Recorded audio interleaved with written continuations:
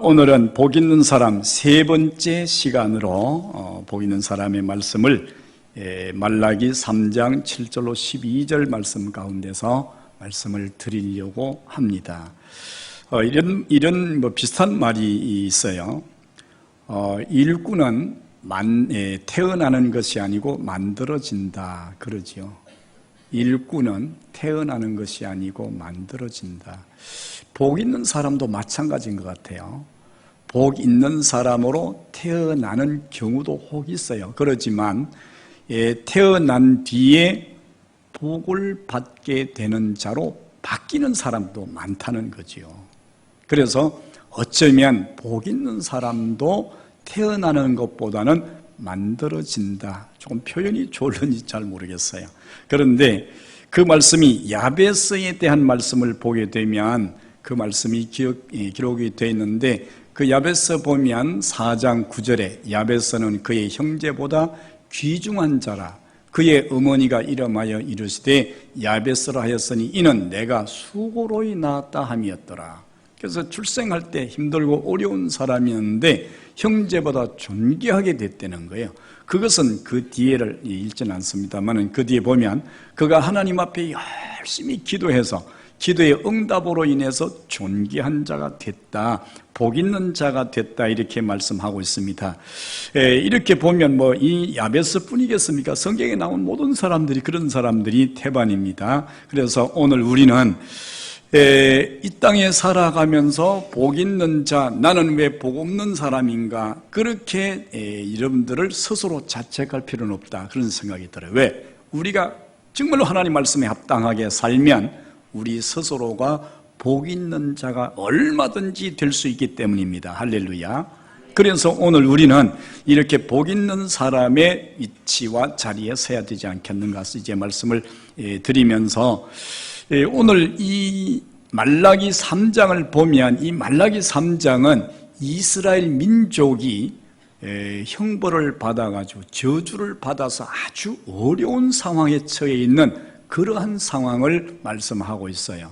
그래서 이스라엘 민족이 원래는 하나님 앞에 복을 많이 받은 사람들이잖아요. 그들이 하나님 앞에 선택을 받은 선민이 되고 하나님이 그들을 눈동자처럼 지키고 그들의 앞서 인도하시고 그들의 모든 삶을 함께 하셔서 그들이 정말로 복 있는 사람들이 되었어요. 유대인들이 1901년부터 시작해가지고 1990년까지 90년 동안에 이제 물리학, 화학, 의학 이런 자연과학 분야에서 노벨상을 받은 사람들의 수가 약 404명이라고 그래요. 90년 동안에. 그런데 그것을 가만히 보게 되면 그들은 세계에서 가장 중요한 상, 그러면 그들이 거의 다 휩쓸어 가는 그런 입장이죠. 그런데 그 받은 사람들의 분포를 종교로 이렇게 분류하는 것을 보니까 기독교가 65%, 유대교가 22%, 천주교가 11%, 불교가 0.9%, 회교가 0.1%, 그렇게 해서 기독교, 유대교, 천주교를 합치게 되니까 98%가 하나님을 섬기는 자들이에요. 그러니까 우리가 복을 받는 것이 하나님에 의해서 복을 받는다는 것이 증명이 돼요. 그래서 이렇게 이스라엘 민족들이 세계 민족 가운데서 뛰어난 민족이 되고 우수한 민족이 되고 그렇게 하고 복을 받은 그런 민족이 이스라엘 백성들이에요. 그럼에도 불구하고 왜 그들이 오늘 본문 말씀 말라기 3장 9절에 있는 말씀과 같이 그들이 왜 저주받는 자가 되었을까 하는 것이지요. 그러니까 복 있는 자의 삶에서 복 없는 자의 삶으로 그들의 위치가 바뀌어진 그런 모습이라는 것입니다. 그래서 이제 하나님께서는 말라기 선지자를 통해서 그들의 안타까운 모습을 보시고 그들에게 말씀을 주셨어요. 그래서 너희가 이제 지금 이 저주를 벗어나서 복 있는 자의 자리에 서도록 해라, 그런 말씀이에요, 오늘 말씀이. 그래서 오늘 우리는 이 이스라엘 민족들이 왜 하나님 앞에 징계를 받고 저주를 받아서 고난 속에 들어있게 됐는가? 또 그렇다면 그것을 벗어버리고 다시 복 있는 자의 삶의 자리로 나아갈 수 있는 방법은 뭘까 하는 것을 오늘 간략하게 말씀을 드리려고 합니다. 하나님은 말라기 선지자를 통해서 그들에게 이렇게 말씀하셨어요. 말라기 3장 7절 말씀 끝부분을 보게 되면 이렇게 말씀해요. 만군의 여호와가 이르노라. 그런즉 내게로 돌아오라. 그리하면 나도 너희에게로 돌아가리라. 이렇게 말씀해요. 그러니까 지금 현재 이 말씀을 전하실 때 이 말씀을 받는 이스라엘 백성의 상태는 지금 그들에게 저주가 임해가지고 그들이 살기가 무척 어려운 때예요. 그런데 너희가 왜 그렇게 된지 아느냐? 너희가 하나님을 떠났기 때문이다. 이렇게 말씀해요. 너희가 내게 돌아오라. 그 말은 하나님을 떠났다는 그런 말씀이기도 하잖아요. 이사야 1장 4절 말씀을 보면 슬프다 범죄한 나라요 허물진 백성이요 행악의 종자요 행위가 부패한 자식이로다.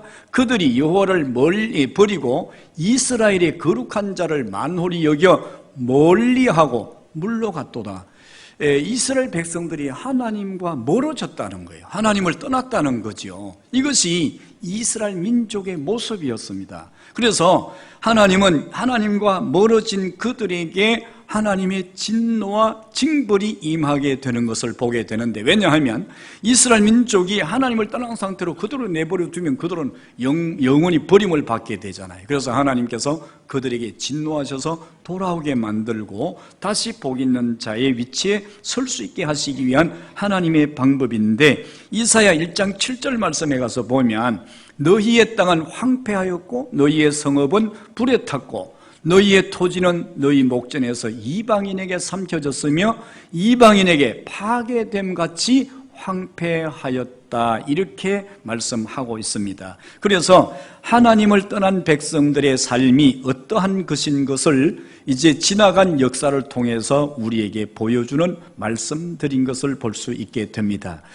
예수님은 하나님을 떠난 자에 대한 비유의 말씀을 탕자의 비유로 말씀해 주셨어요. 그래서 그 아들이 아버지 유산을 받아가지고 아버지의 간섭을 받기 싫어서 멀리 이방 땅으로 떠났어요. 그런데 거기 가서 얼마 동안은 돈 있을 동안 잘 살았지요. 그런데 얼마 동안에 돈이 다 떨어졌어요. 그는 돼지우리에서 돼지와 함께 잠을 자고 돼지가 먹는 쥐엄 열매를 먹는데 그것조차도 먹을 수가 없는 흉년에 들어가게 되지요. 그래서 그가 고백해요. 우리 아버지 집에는 품꾼들도 배불리 먹고 일하는데 나는 아버지의 아들인데도 불구하고 여기서 추려 죽게 되었도다. 이렇게 말해요. 왜 그래요? 아버지를 떠났기 때문에요.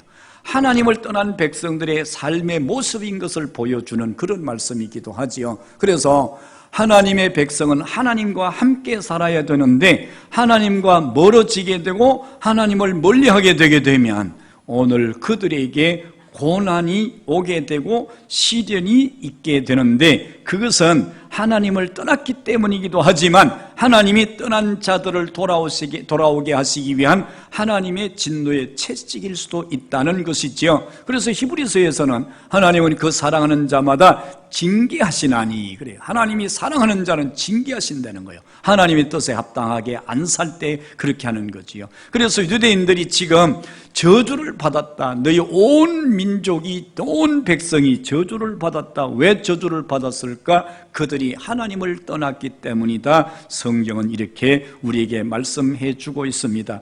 혹시 우리가 신앙생활을 하면서 우리의 삶이 하나님과 멀어진 삶은 아닌가 한번 살펴볼 필요가 있다. 그런 말씀이죠. 이스라엘 민족이 하나님을 멀리 떠났다. 그것은 하나님하고 전혀 상관없는 생활을 했다는 얘기가 아닙니다.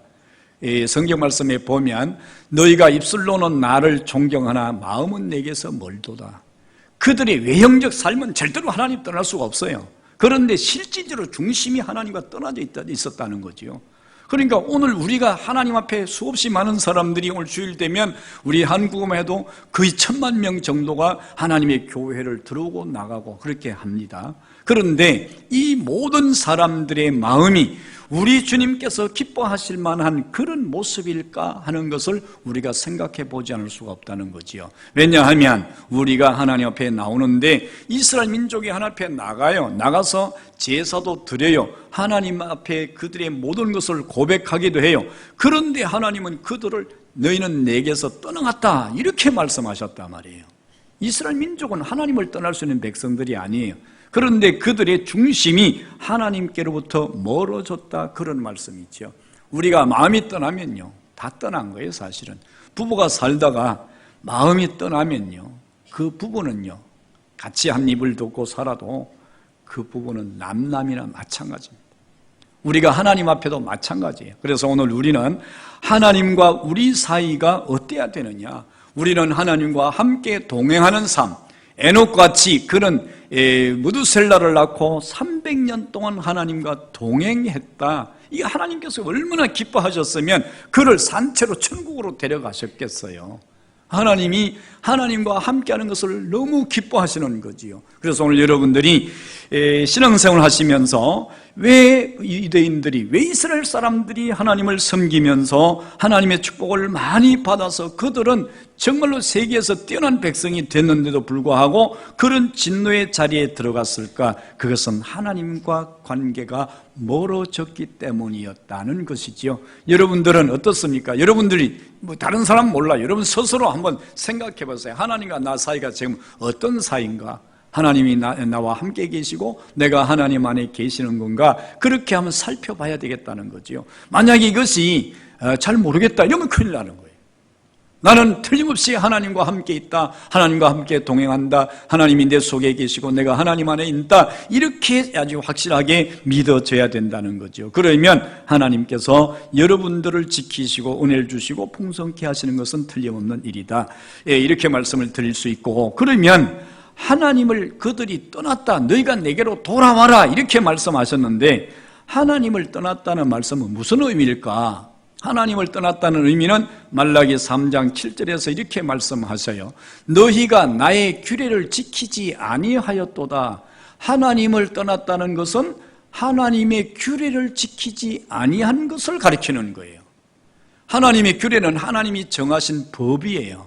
그 법을 지키지 아니했을 때 하나님은 너희가 나를 떠났다 이렇게 말씀하는 거지요.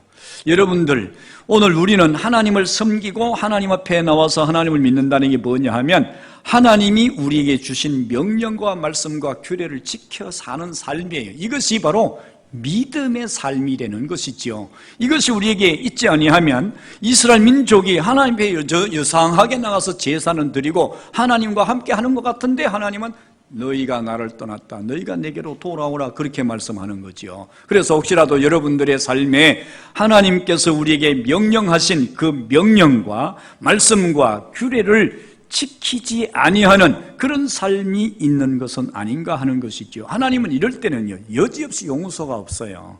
에덴 동산에서 하나님이 아담과 계약을 하셨어요. 그래서 아담에게 하나님이 최상의 아름다운 낙원을 만드시고 아담에게 그 낙원을 이제 다 주셨어요. 그냥. 그래서 넌 여기서 이 낙원에서 먹고 마시고 생활하고 다스리고 이제 번성하고 이제 그렇게 하면서 살아라. 근데 단 하나, 동산 중앙에 있는 선악을 알게 하는 나무 열매만은 먹지 마라. 그게 하나님과 그 약속이에요. 아담과 약속이었어요. 그런데 그 약속을 아담이 깨트려 버렸어요. 하나님이 정해놓으신 규례, 법을 아담이 깨트려 버렸단 말이죠. 그랬더니 그 깨트려 버린 형벌을 그가 받게 되는데, 그가 지금까지는 정말로 편하게 살았어요. 그런데 하나님께서 그를 에덴 동산에서 쫓아내시고 그에게 얼굴에 땀을 흘려야 식물을 먹을 수 있는 그런 상태가 되게 하셨단 말이죠. 왜 그러냐 하면 그가 하나님께로부터 저주를 받았어요. 여인은 잉태하고 아이를 출산하는 고통을 더하게 하셨더라. 그래서 그것 역시 하나님의 진노였고 하나님의 저주였습니다. 왜 그러냐? 하나님의 정하신 규례를 지키지 않았기 때문이었어요. 이스라엘 민족이 하나님을 섬기면서도 하나님의 법과 규례를 지키지 아니하면 그것은 하나님 섬기는 게 아니에요. 그건 하나님 믿는 게 아니에요. 자기의 이익을 위해서 하나님 이용하는 것밖에 되지 않는다, 그런 말씀입니다. 그래서 오늘 우리는 하나님 앞에 나아가고 하나님과 동행하는 삶은 하나님께서 정하신 규례와 명령과 말씀을 지켜 행하는 것이다. 그것이 바로 오늘 복 있는 자의 삶이다, 그런 말씀입니다. 하나님은요, 왜 이렇게 이 불순종하는 사람을 싫어하시느냐 하면요, 성경 말씀에 사무엘상 15장 22절에 보니까 이렇게 말씀해요. 사무엘이 이르되 여호와께서 번제와 다른 제사를 그의 목소리를 청종하는 이것을 좋아하심같이 좋아하시겠나이까? 순종이 제사보다 낫고 듣는 것이 수양의 기름보다 나으니, 이렇게 말씀해요. 그래서 오늘 우리는 하나님의 규례를 지키지 않는 것을 왜 그렇게 싫어하느냐 하면 이것은 불순종이에요. 불순종은 하나님을 대적하는 것과 똑같아요. 하나님이 그것을 너무 싫어하시는 거예요. 그래서 하나님은 하나님의 말씀을 듣고 그 말씀을 잘 지켜 행하는 자를 너무 사랑하시고 그에게 은혜를 베푸시고 그에게 복을 주시는 분이 하나님이시라는 거예요. 그래서 23절 보게 되면 왕이 여호와의 말씀을 버렸으므로 여호와께서도 왕을 버려 왕이 되지 못하게 하셨나이다.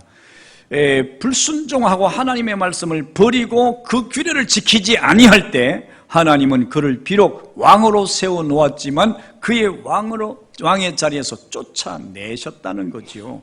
그렇기 때문에 오늘 우리는 하나님을 떠나는 것은 하나님의 규례를 지키지 아니하고 그의 말씀에 불순종하는 것이 바로 하나님의 규례를 지키지 않는 것이요, 하나님을 멀리하는 것이다, 이렇게 말씀하고 있습니다. 그래서 오늘 우리는 아담과 같이 혹은 사울 왕과 같이 하나님의 말씀을 우리가 지키지 아니하고 불순종하는 것은 없는가? 이스라엘 민족이 겉으로는 하나님을 잘 섬기는 것 같은데 속으로는 하나님의 말씀과 명령과 규례를 지키지 아니하는 이런 생활을 그들이 했는데, 이로 인해서 하나님은 그들을 엄하게 벌 주시고 그들에게 그들을 저주하셨다, 이렇게 말씀하셔요. 이 저주라는 것은 사랑하는 사람에게 잘 하는 게 아닌데, 그런데도 이것을 하나님이 얼마나 싫어하시면 이런 표현까지 썼을까 하는 생각을 하지 않을 수 없어요. 여러분들의 삶에는 어떻습니까? 여러분들이 하나님의 말씀과 규례를 지키기 위해서 최선을 다하고 있습니까? 이스라엘 민족은요, 이제 하나님께서 너희는 안식일을 기억하여 그날을 거룩하게 하라, 이렇게 말씀했어요. 그런데 그래서 그들은 안식일을 지키는데 얼마나 열심히 지키느냐 하면요, 안식일에 걸어서 5리를 이상 가게 되면 안식일을 범한 게 돼요, 2km. 그리고 그들이 자기가 평소에 일할 때 쓰는 도구가 크든 작든, 심지어는 바늘이라고 할지라도 그것을 안식일에 가지고 여기다가 이렇게 앞섭에다 꽂아서 가지고 움직이게 되면 그것을 안식일에 범한 것으로 간주했어요.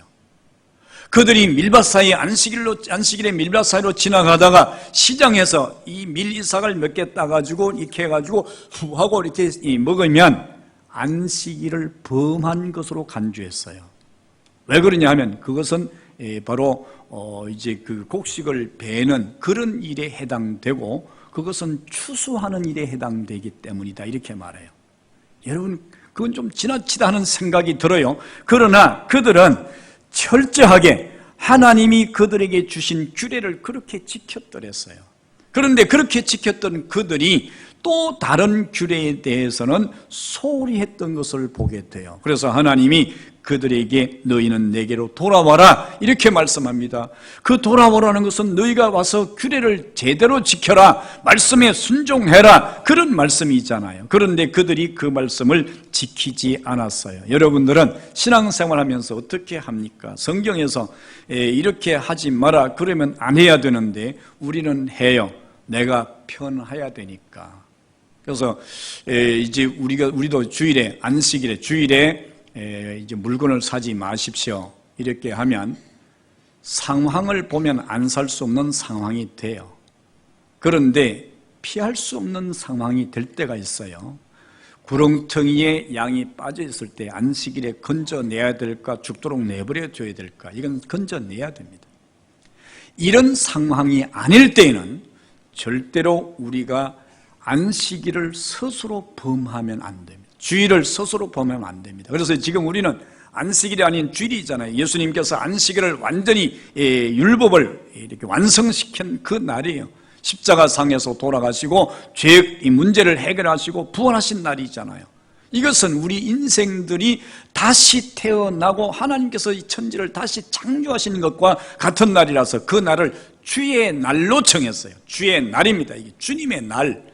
그런데 우리는 주님의 날로 우리는 생각하잖아요. 이스라엘 민족은요, 벌써 토요일날, 그들은 안식일이 옛날에는 토요일이었으니 금요일날 저녁에 해지기 시작하면 벌써 그때부터 안식일에 들어갔어요. 오늘 우리는 주의 날을 어떻게 지키고 있는가? 규례잖아요. 하나님께서 우리에게 정해 주신 법이잖아요. 그런데 우리는 이것을 내가 편리한 대로 사용해요. 결혼식이 있으면 주일날 이번 주 못 가면 다음 주 가면 되는 것이지, 이렇게 생각해요. 우리는 법이라는 것은요, 한 번 안 지키면 안 지킨 그것이 바로 범법이에요. 다음 주일날 다시 교회 나온다고 해서 범법된 게 없어지는 게 아니거든요. 벌써 내가 그 법을 어긴 거잖아요. 내가 이번 신호회에서 빨간불인데 지나갔어요. 그럼 다음 실에서 내가 파란불을 잘 지켰어요. 그러면 내가 법을 지킨 겁니까? 이미 그는 교통법규를 어긴 거예요. 똑같은 거예요. 그런데 우리는 하나님의 명령과 말씀과 규례를 지켜야 되는데 그 말씀을 안 지킨단 말이죠. 하는 것 같은데 안 하는 거예요. 내가 편한 대로 사는 거예요. 이것은 내가 판단해보고 내가 생각해보고 하나님의 뜻과는 전혀 상관없이 내 판단과 내가 생각하는 그것에 맞춰서 행해버리는 거예요. 이거는 말씀과 규례에 따르는 것이 아니에요. 그래서 오늘 여러분들이 주의 날은 주의 날로 지켜야 돼요. 내 날이 아니지요. 하나님의 날이니까. 그래서 내 날을, 하나님의 날을 내가 내 마음대로 빼놨어요. 그러면 이거 가불하는 거랑 마찬가지잖아요. 그러면 나중에 그 뺏은 것만큼은 어떻게 되겠어요? 물론 성경에 그런 이야기는 나타나 있지 않지만 의미를 살펴보면 그렇다는 거지요. 그래서 오늘 우리는 하나님 앞에서 우리가 지킬 때 온전히 철저하게 지켜야 된다는 것이지요. 내가 생각해보고 내가 판단해보고 내가 내 생각에 맞다고 할 때 지키는 것이 아니고, 그건 아니에요. 다윗이 하나님의 언약궤를 모셔올 때 너무 잘해드리려고 3만 명 모으고 이제 아주 아름다운 마차를 만들고 아름다운 소를 몰아다가 했지만 하나님께서 그랬어요. 내가 명한 대로 해라는 거죠. 하나님이 명하신 대로 해라. 할렐루야. 이게 하나님의 법이에요. 하나님의 규례예요. 이스라엘 민족이 이걸 안 했다는 거죠. 그래서 하나님이 그들에게 진노하셨어요. 오늘 우리는 하나님이 내게 말씀하시고 명하시는 것을 우리는 늘 묵상하면서 그 뜻을 발견해야 돼요. 그래서 하나님의 선하시고 기뻐하시고 온전하신 뜻이 무엇인지 분별하도록 하라. 할렐루야. 그것을 분별하지 아니하고 내 마음대로 그냥 행해. 아무리 잘해도 하나님의 마음에, 하나님의 명령에 맞지 않으면 그건 소용없어요. 하나님께서 웃사를 죽게 하시고 다윗을 당황하게 만드셨던 것과 같은 그런 사건이 될 수 있다. 그런 말씀이 있지요. 자, 그러면 그들이 지키지 않았던 규례가 도대체 뭐였느냐? 그들이 지키지 않은 규례는 말라기 3장 8절 하반절 말씀을 보니까요, 이렇게 말씀을 해요. 우리 같이 한번 읽어볼까요? 시작. 이는 곧 11조와 봉헌물이라. 아멘. 하나님이 규례를 지키라 이렇게 말씀하셨는데 그들이 규례를 잘 안 지켰어요. 그 규례가 안 지킨 게 뭐냐 하면 11조였다는 거예요. 봉헌물. 봉헌물은 제일 처음 나눈 이 곡식은 그게 곡식이든 짐승이든 사람이든 다 하나님의 소유예요. 그리고 11조는 하나님의 소유예요.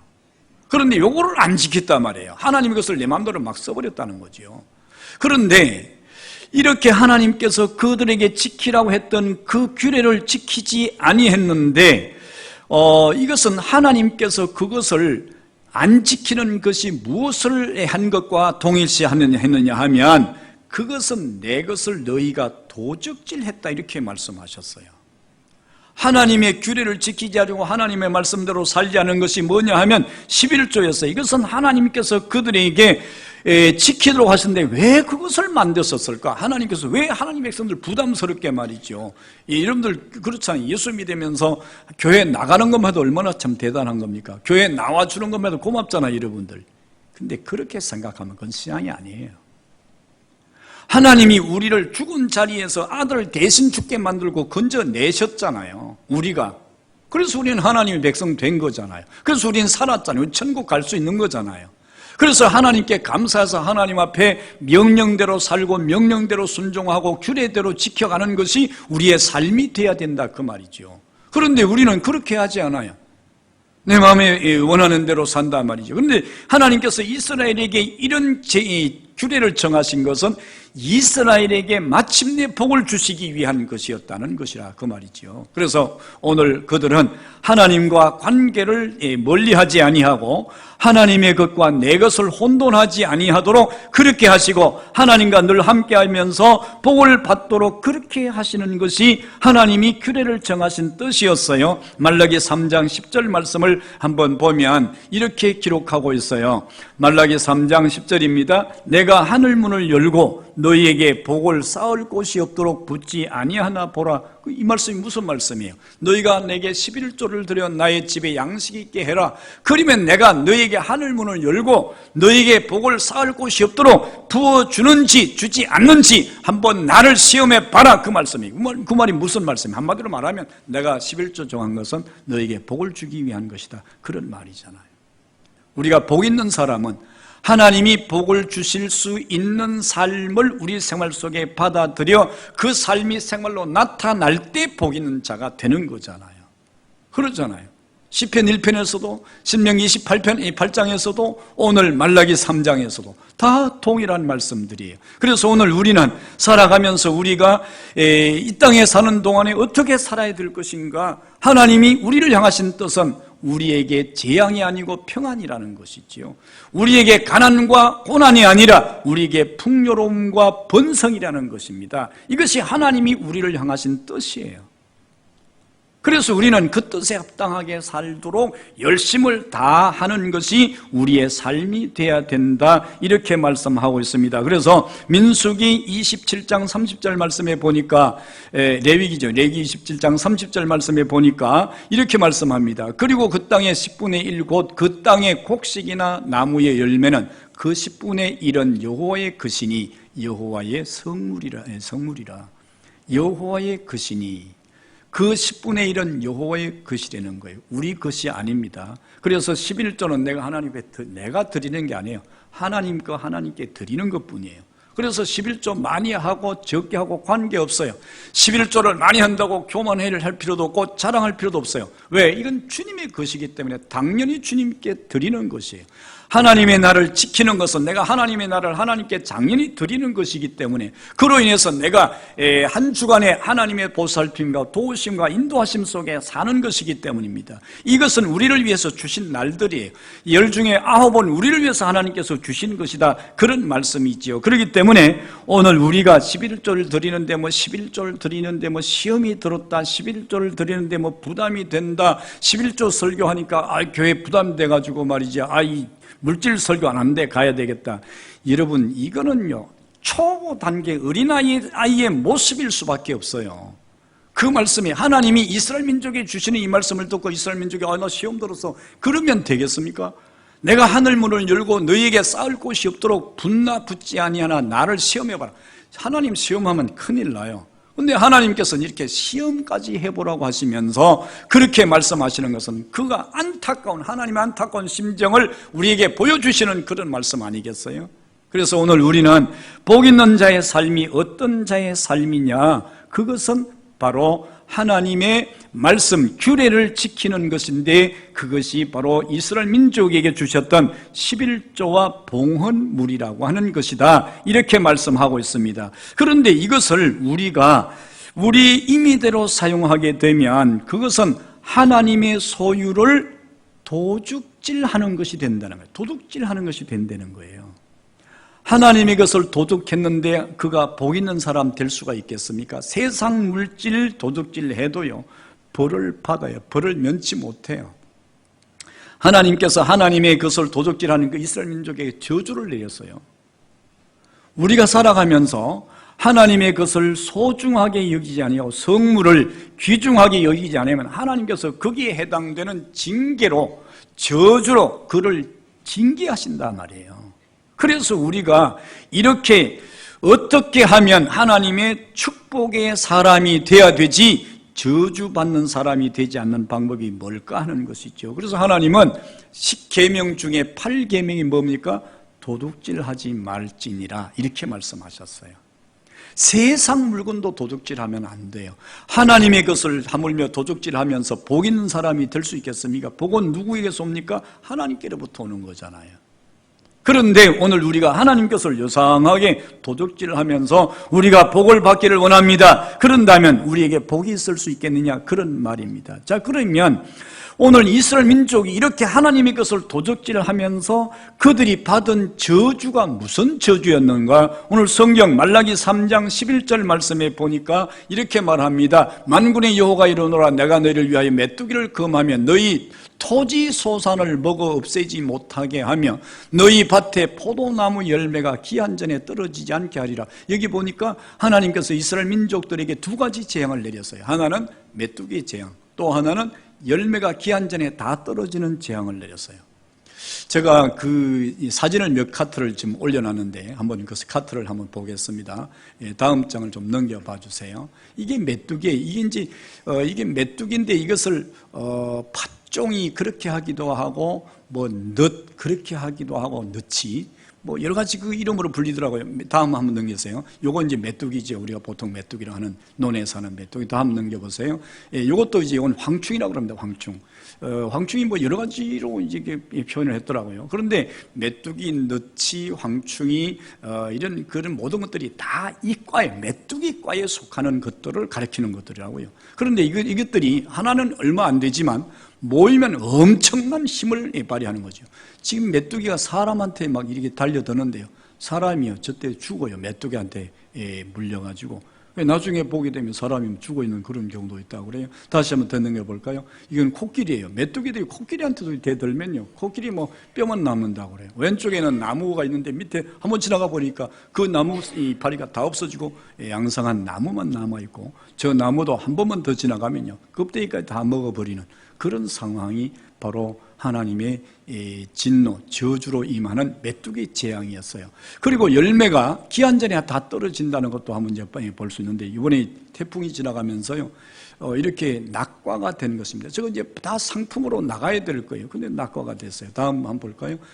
여기도 마찬가지예요. 나무도 썰어지고 너무 기가 막혀서 농부들이 이거는 이제 배인데 배가 저렇게 다 떨어져 버렸어요. 그리고 이것은 수박이에요. 올해 여름에 너무 무더워가지고 수박이 다 익어버렸어요. 속이 다 저렇게 못 쓰게 돼버렸어요. 한 번 더 넘겨줄래요? 이렇게 해가지고 이 수박을 다 갖다 버리는 거예요. 저거 얼마나, 제가 우리 이 시골집에다가 수박을 몇 폭을 심었어요. 나머지는 뭐 제가 물을 안 주니까 다 말라버리고 두 포기가 살았어요. 근데 두 포기가, 그래서 제가 아마 갈 때마다 이제 물을 주고 뭐 거름도 주고 이렇게 오는데 두 포기가 요만한 수박이 2개가 달렸어요. 한 폭에 한 개씩 달렸어요. 그거 보니까 얼마나 신기해요. 그게 먹을 수 있을는지 없는지 그건 상관도 없어요. 달렸다는 게 너무 신기한 거예요. 그런데 그 농부들이 저렇게 수박을 저렇게 만들려고 할 때 얼마나 많은 투자를 하고 얼마나 많은 정성들이 들었겠어요. 그런데 기한 전에 다 떨어지게 하겠다는 거예요.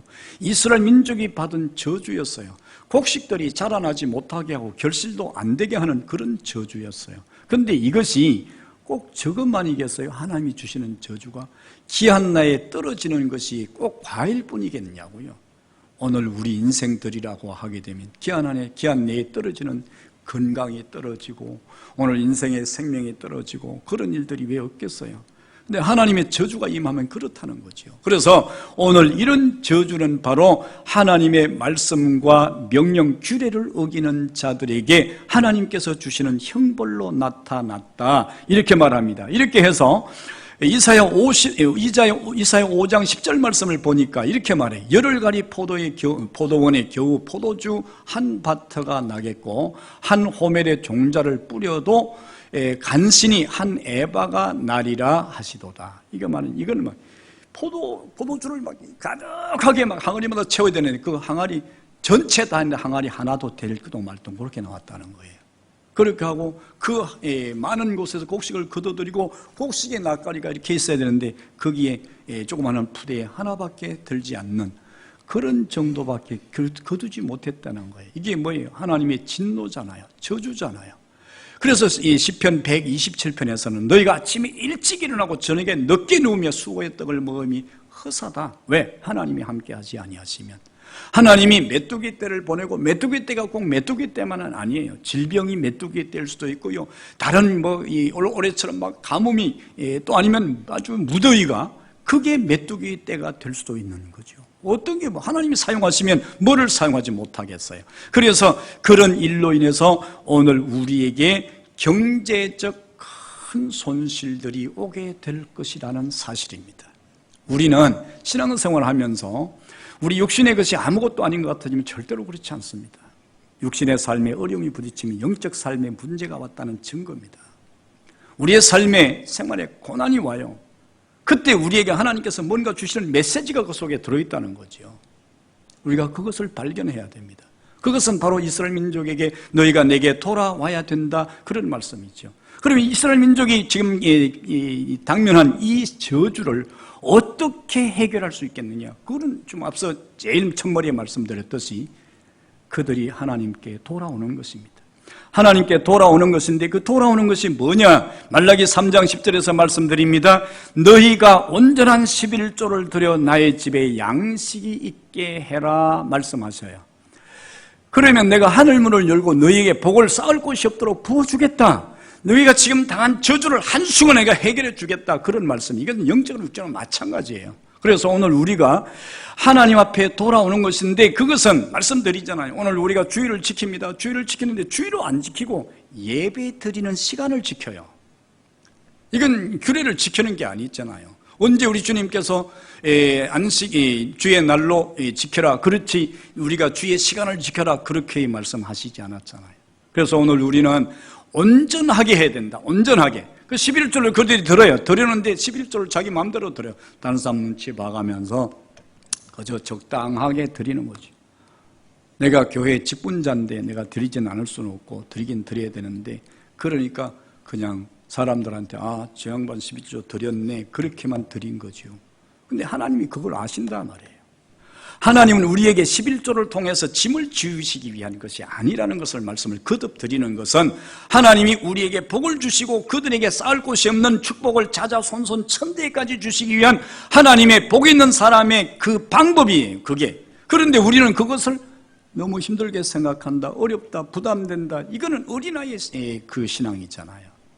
어린아이는 어린아이로서 밖에는 하나님께서 대할 수가 없어요. 어린아이에게 무엇을 맡기겠어요? 하나님께서 우리에게 복을 주시는 것은 바로 그런 것이죠. 그래서 오늘 이제 하늘문을 열어주시는데 이 하늘문이라는 것을 신명기 28장 12절의 말씀에 보니까 여호와께서 너를 위해 하늘의 아름다운 보고를 열어사 내 땅의 때를 따라 비를 내리시고 내 손으로 하는 모든 일에 복을 주시리니 내가 많은 민족에게 꾸어줄지라도 너는 꾸지 아니할 것이다 이렇게 말씀하고 있습니다. 지금 이스라엘 민족은 당장 삶이 어려웠어요. 생활이 안 돼요. 그런데 하나님께서 하늘문을 여시고 하늘의 축복의 그 보물창고를 여시게 되면 그들에게 구워주고 남고 넉넉하고 풍성한 그런 삶으로 갚아주시겠다는 거 아니겠습니까? 그게 뭐예요? 그게 복 있는 사람이에요. 그래서 그 뒤에 말라기 3장 12절 말씀에 하나님은 이렇게 말씀하셨어요. 너희 땅이 아름다워짐으로 모든 이방인들이 너희를 복되다 하리라 만군의 여호와의 말이니라. 사람들이 우리를 보고 저 사람 복 있는 사람일세 그렇게 말한다는 거예요. 왜? 내 삶이 하나님께 나와 동행하시고 하나님께서 내게 이런 비 늦은 비 은택을 베푸시고 하늘의 문을 여셔서 들어와도 나가도 복 있는 자의 삶이 되게 하시기 때문이라는 것이지요. 오늘 우리가 나가서 너희가 착한 행실을 보여 하나님께서 영광을 받으시게 하라. 마태복음 5장에서 보니까 우리의 삶과 행실, 우리의 모든 삶이 하나님께 영광이 될 수도 있고 하나님 앞에 영광이 안 될 수도 있다는 것이지요. 오늘 우리는 복 있는 자의 삶을 사는 것은 우리 스스로도 복이 되는 것이지만 하나님께 영광을 올려드리는 삶이 된다는 사실을 기억하셔야 돼요. 여러분들은 하나님의 백성이요 하나님의 자녀입니다. 그러면 하나님의 백성이요 하나님의 자녀가 된 자는 어떻게 살아야 됩니까? 하나님의 자녀답게 살아야 됩니다. 자녀답게 살아야 됩니다. 어떤 여전도 회장님이 미국에 있는 어떤 교회가 굉장히 큰 교회입니다. 여전도 회장님 목사님 나와서 목사님 다음 주일부터 광고를 좀 해주십시오. 빈병 그리고 폐지 전부 집에 있는 것을 다 교회로 가져오시면 이걸 팔아가지고 하나님의 교회 일에 쓰겠습니다. 그러니 광고를 좀 해주십시오. 목사님 안 됩니다 그랬어요.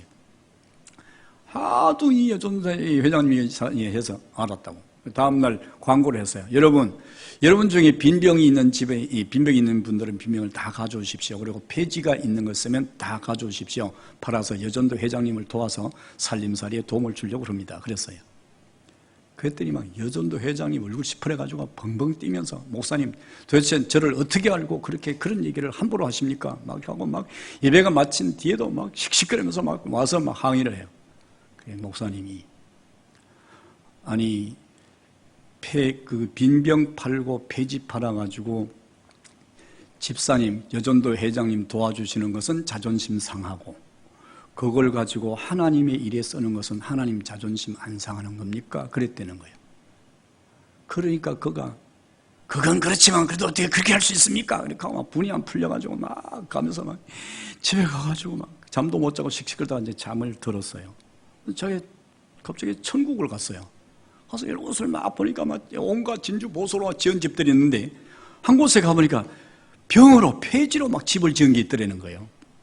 그래서 도대체 이게 뭔가 하고 와서 가만히 보니까 그 앞에 말이 문표가 하나 그다란히 붙었는데 자기 이름이 더 붙었더라는 거예요.